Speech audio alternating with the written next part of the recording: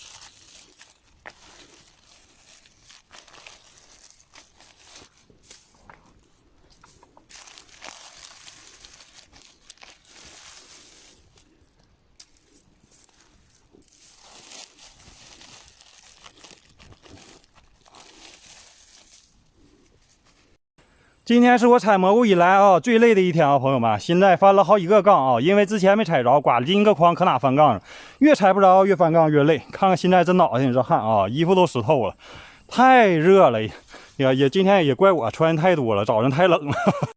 搂完了，朋友们啊，正好采了一小筐，这小蘑菇哈，哎呀我的妈，可算采完了，不想采了啊。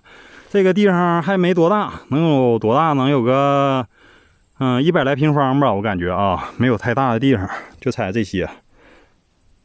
好了，朋友们啊，不少了。今天就是走的道有点多啊，我这就回家了，准备晒蘑菇。今天这点玩意儿采的不容易啊，累死我了。好了，咱们下期视频再见啊，收拾收拾我走了。